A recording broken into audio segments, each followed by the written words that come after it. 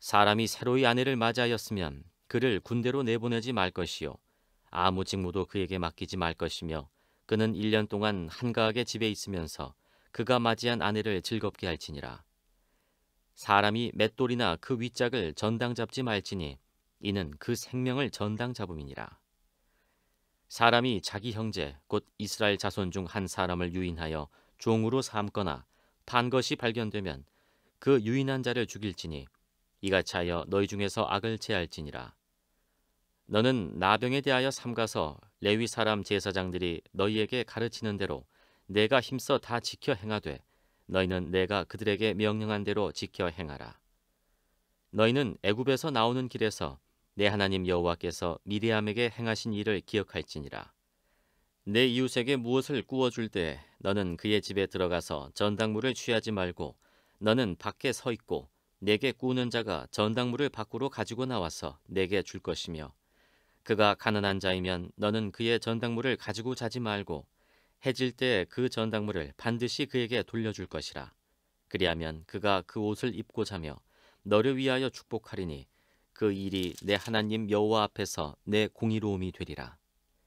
오늘 저희들 함께 보실 하나님 말씀은 신명기 24장 5절에서 13절입니다.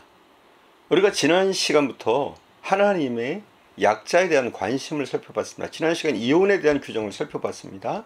이 이혼 규정은 당시 사회적인 약자인 여성을 보호하기 위한 규정이었습니다.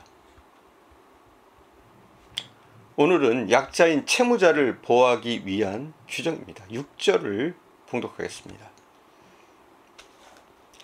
사람이 맷돌이나 그 윗짝을 전당 잡지 말지니 이는 그 생명을 전당 잡음이니라. 돈을 빌려주는 사람이 채무자에게 전당물인 담보물을 받는 것은 당연한 것이지만 하나님은 이때 전당물로 삼을 수 없는 품목들에 대해서 말씀하셨습니다. 맷돌이 그 예입니다. 당시의 맷돌은 어떤 가정이나 식사하기 위해서 반드시 필요했던 도구였습니다. 맷돌이 없으면 밥을 먹을 수 없는 상황이었던 겁니다. 때문에 아무리 채무자에게 담보가 필요하다고 하더라도 맷돌만큼은 가져갈 수 없게 하신 겁니다. 또 다른 예로 13절의 말씀처럼 옷을 둘 수 있습니다. 13절 봉독하겠습니다. 해질 때 그 전당물을 반드시 그에게 돌려줄 것이라. 그리하면 그가 그 옷을 입고 자며 너를 위하여 축복하리니 그 일이 내 하나님 여호와 앞에서 내 공의로움이 되리라. 전당 잡을 것이 전혀 없는 경우에 어쩔 수 없이 입고 입던 옷도 벗어서 맡겨야 하겠지만 그렇게 옷을 맡겼을 경우 그럴 경우에 해질녘까지는 반드시 돌려주라고 말씀하십니다. 왜냐하면 당시 옷은 몸을 가리고 개성을 연출하는 것 이상으로 기온이 뚝 떨어지는 추운 밤에 몸을 따뜻하게 해줄 수 있는 이불의 역할까지 겸하였습니다. 그만큼 그 당시에는 옷이 귀했어요. 요즘이야 뭐 옷이 흔하지만 그 당시 이스라엘에서 옷이라는 것은 가난한 사람들에게 특별히 옷이라는 것은 단순한 옷이 아니라 저녁에는 입고 자는 이불이 되었습니다. 옷을 전당물로 내놓을 만큼 가난한 자가 다른 이불이 있을 리가 없는 것입니다. 또 17절에 보면 기록되어 있는데 과부의 옷을 전당 잡지 말라는 말씀 역시 같은 맥락의 말씀입니다. 하나님은 채무자에게 전당 잡을 수 없는 품목을 말씀하시면서 이렇게 해야 하는 이유 중에 하나는 애굽에서 종되었던 너희의 그 과거 그것을 기억하라는 겁니다. 애굽에서 종살이하던 이스라엘 백성들을 아무 값 없이 속량하신 하나님의 은혜를 기억한다면 맷돌이나 옷을 저당 잡지 않는 것쯤이야 충분히 할 수 있다는 겁니다. 하나님은 채무자가 전당물로 잡혔던 옷을 돌려받고 추운 밤에 덮고 자면서 채권자를 위해 축복할 것이라는 거죠. 그리고 그 일이 여호와 앞에서 의로움이 될 것이라고 말씀하십니다. 물론 채무자의 축복 따위는 필요하지 않다고 생각하는 사람이 있을 수 있습니다. 그런 사람들은 하나님께서 자신에게 지금까지 베푸신 그 은혜를 기억조차 못하는 사람들입니다. 그러나 하나님의 은혜를 기억하는 사람이라면 비록 채무자의 입장이 되었지만 그 채무자에서 입에서 나오는 축복을 귀하게 여길 줄 믿습니다. 그런데 오늘 특이하게 보아야 할 말씀이 있는데, 채권자가 채무자의 전당물을 취할 때 채무자의 심정을 상하지 않도록 주의하라는 겁니다. 늘 하나님은 우리의 심정을 살피시고 그 마음이 상하지 않도록 주의하도록 말씀하십니다. 10절 11절입니다.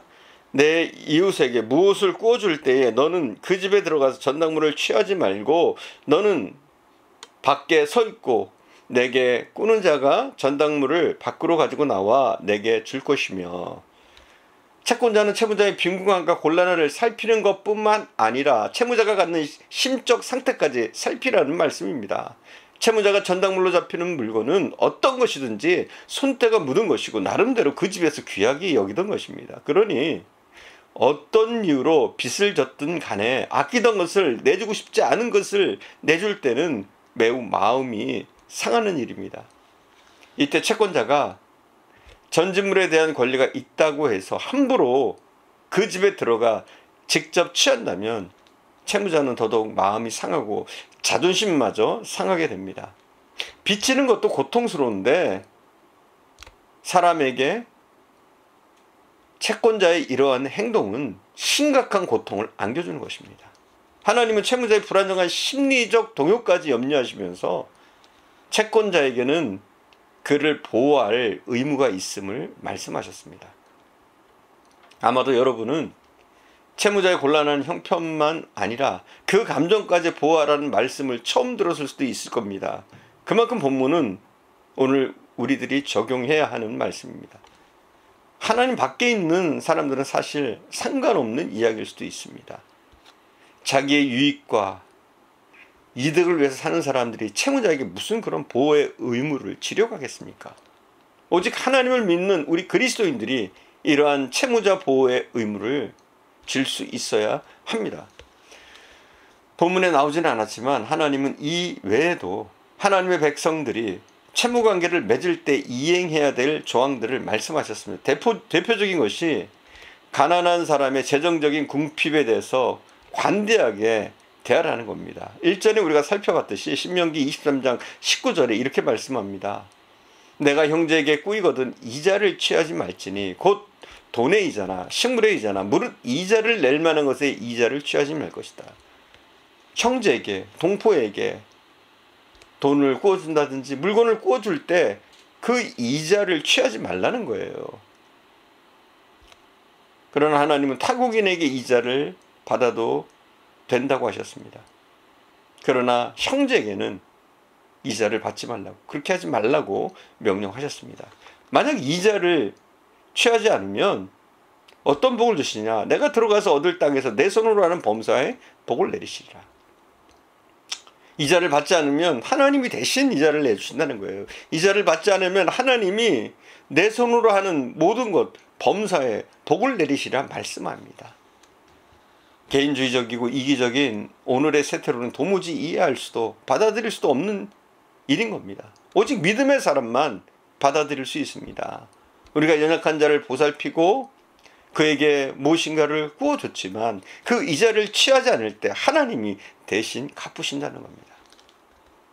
믿음을 가지고 말씀에 순종하신다면 반드시 하나님이 약속하신 복들을 받게 될 줄 믿습니다.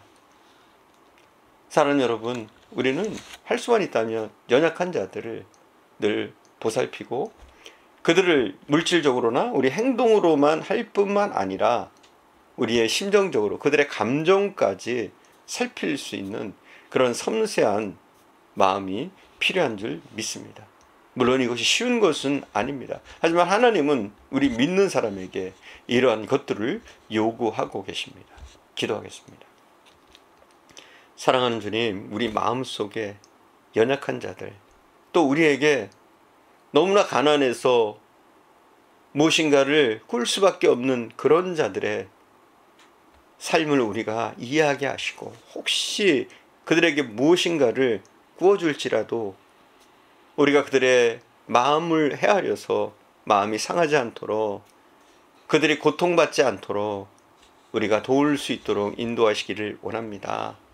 우리가 그들을 보살필 때 그들은 갚을 길이 없지만 하나님이 우리의 길을 여시고 도우시며 축복하실 줄 믿습니다. 우리가 이 믿음을 가지고 오늘 하루도 살아갈 수 있도록 은혜를 내려 주옵소서.